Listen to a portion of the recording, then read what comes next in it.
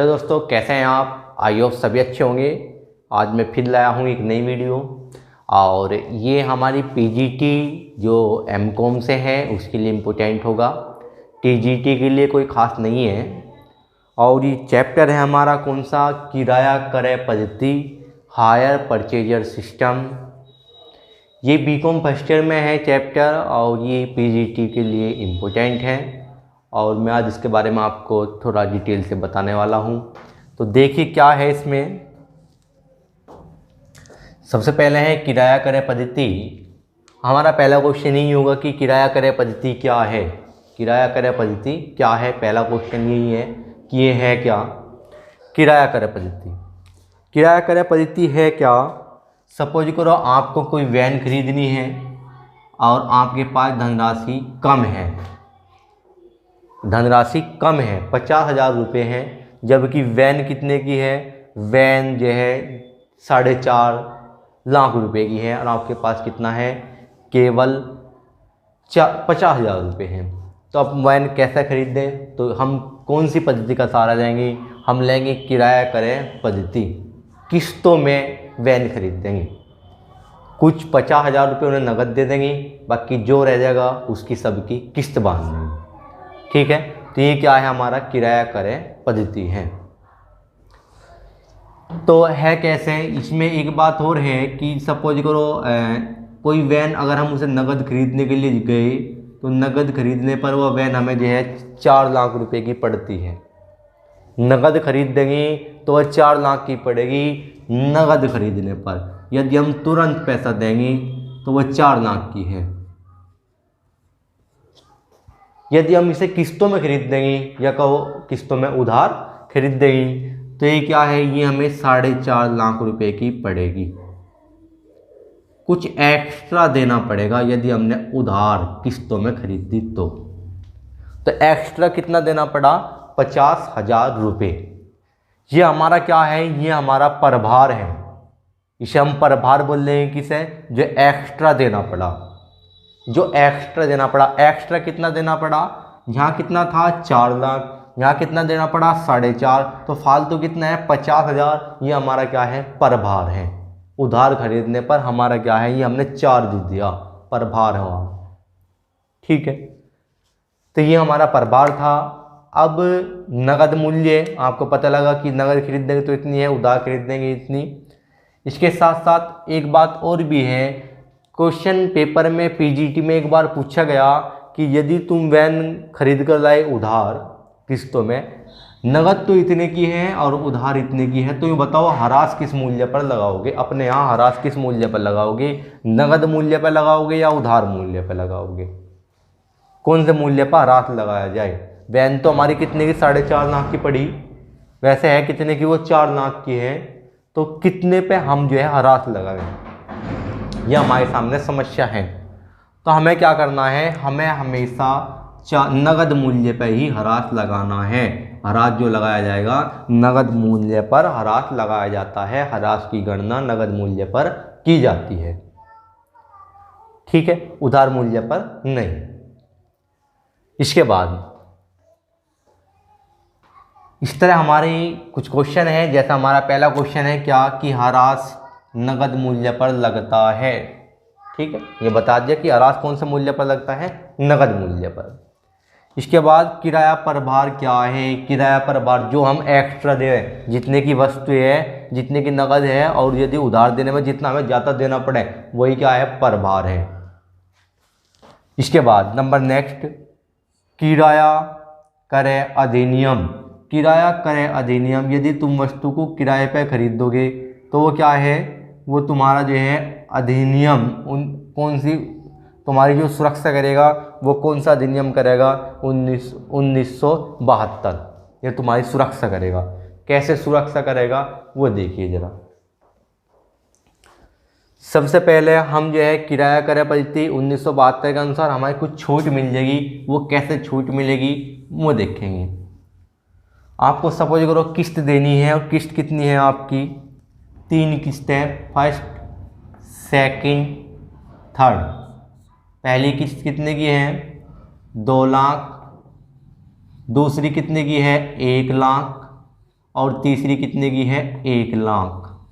इनका गैप है 3 माह बाद ही है, 3 माह बाद ही है। ठीक है, तो इनमें किस्त देनी है। तो अब क्या है, किस्त जब तुम दोगे तो यदि तुम इस किस्त का भुगतान, सॉरी यहाँ पे थर्ड लिखना था, यदि तुम इस किस्त का भुगतान यहाँ एडवांस में कर दोगे तो तुम एक तरफ से क्या कर रहे कि एडवांस में पैसा दे दो 3 महीने, तो तुम्हें कुछ रियायत मिलनी चाहिए। जो अतिरिक्त तुम पैसा दे रहे हो भाई उधार खरीदने में, जो अतिरिक्त भार है तुम्हारे ऊपर, उस पर कुछ छूट मिलनी चाहिए। तो छूट के लिए, क्योंकि तुमने पहला भुगतान कर दिया, तो छूट के लिए तुम्हारा एक सूत्र बनाया गया 1972 के अनुसार तुम्हें छूट मिलेगी। तो वो छूट का सूत्र क्या है, इस सूत्र नीचे दिया हुआ है।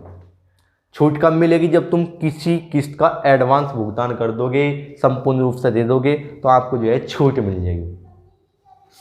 ठीक है, तो ये भी पूछा जा सकता है कि किराया क्रय अधिनियम कब लागू हुआ, तो किराया क्रय अधिनियम 1932 में लागू हुआ।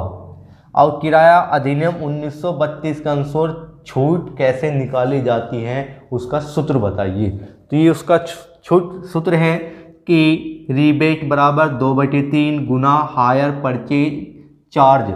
उधार खरीदने पर कितना चार्ज तुम्हारा हुआ है वो यहाँ लिखना है। जैसे तुम्हें अभी बताया था कि यदि तुम 4 लाख की खरीदे, कोई वस्तु जो है 4 लाख की है और देने कितने पड़ रहे तुम्हें वहाँ 4.5 लाख, तो वो चार्ज कितना था, 50,000 रुपये। तो वहाँ आपको चार्ज यहाँ पे लिखना है कितना, 50,000 रुपये। उधार खरीदने पर कितना चार्ज देना पड़ा तुम्हें, 50,000 रुपये। कितना एक्स्ट्रा देना पड़ा, 50,000 रुपये। यहाँ पे लिखा hire purchase price note due, जिसकी अभी तक मांग नहीं करी थी। क्या करा, किस्त की मांग इसकी करी, इसकी करी, इसकी नहीं करी, इससे पहले ही यहाँ भुगतान कर दिया, एडवांस में दे दिया पहले ही। तो इसे लिखिए, इस वाले 1 लाख को लिखिए बटे total hire purchase price. Total उधार मूल्य कितना था, टोटल उधार मूल्य कितना था, वो टोटल कितने की थी वो यहाँ पे लिखेंगे। टोटल कितने की थी, 4.5 की। वैसे आपको दिखाई दे रहा होगा कि यहाँ 4 हो रहे, ये 4.5 क्यों लिखे, क्योंकि 4 उसने डाउन पेमेंट दिया था। जब वो वैन लेकर आया 50 तुरंत दे कर आया, 50 तुरंत दे कर आया। तो ये क्या है, 50 जब तुरंत दे दिए उसने, तो टोटल हायर परचेज प्राइस कितना है, टोटल हायर परचेज प्राइस जो है वो कितना है, वो 4.5 लाख है। तो इसकी कैलकुलेशन भी कर सकते हैं हम। कैसे कैलकुलेशन, क्वेश्चन में पूछा जा सकता है कि सूत्र बताइए, तो सूत्र ये है। वो थोड़ा सा चेंज भी कर सकता है, इस वाली बात को यहाँ लिख दे, इसे इधर लिख दे, बाकी तुम खुद समझदार है, उसे थोड़ा बहुत चेंज कर सकता है। 3 के ऊपर ले जाए, 2 नीचे लिया हुआ, कैसे भी मतलब थोड़ा चेंज करके आपको 4 ऑब्जेक्टिव बना कर दे सकता है इसमें।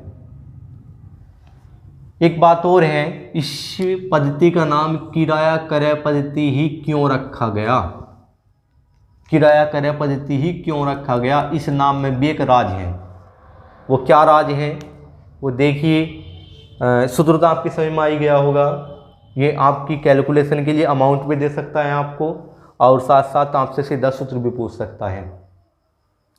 बात आई क्या राज है इसके नाम में, जो उसका नाम किराए से जोड़ा गया। किराया क्रय पद्धति क्यों दिया गया ऐसा नाम, कि किराया ऐसा कुछ लग रहा जैसे हम कोई वस्तु किराए पे ले रहे हो। किराए पे कब ले रहे, हम तो किस्तों में ले रहे, पर दिखाई कुछ ऐसा दे रहा कि जैसा किराए पे कोई चीज़ ले रहे हो। तो ऐसा ही है, किराए पे ही ली जा रही। कैसे, कंपनी के कुछ नियम है, कैसे हैं में देखिए ज़रा।